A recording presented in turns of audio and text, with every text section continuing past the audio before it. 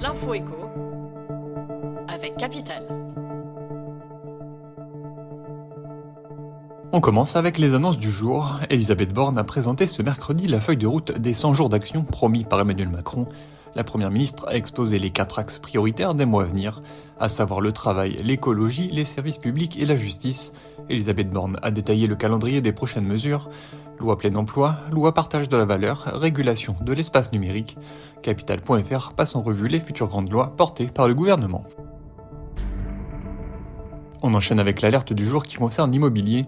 Vente de logements neufs en chute libre, pouvoir d'achat des emprunteurs en baisse. Pour enrayer cette dynamique, le gouvernement a lancé en septembre 2022 le Conseil national de la refondation logement. Parmi les co-animateurs du volet logement, Véronique Bédag, la PDG de Nexity.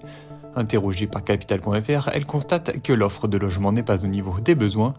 Beaucoup de jeunes actifs sont bloqués dans leurs projets du fait de la hausse des taux de crédit, dit-elle encore. Une interview à lire sur notre site.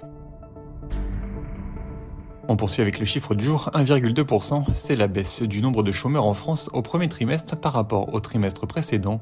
Avec 36 700 inscrits en moins, ce sont désormais 3,016 millions de personnes qui sont sans activité. En incluant l'activité réduite, catégorie B C de l'emploi, le nombre de demandeurs d'emploi est aussi en légère baisse. Il s'établit à 5,369 millions selon la direction des statistiques du ministère du Travail. Des chiffres à retrouver en détail sur notre site. Et pour terminer, le raté du jour, la réforme des retraites prévoit de surtaxer les ruptures conventionnelles. Le but est de décourager les entreprises de se séparer de leurs salariés seniors juste avant la retraite. Or, selon plusieurs experts, la mesure n'est pas assez coercitive. Pour les ruptures conventionnelles conclues avec des salariés ayant peu d'ancienneté, l'impact de la hausse du forfait social sera quasi neutre, résume Dominique Guérin, spécialiste du droit social.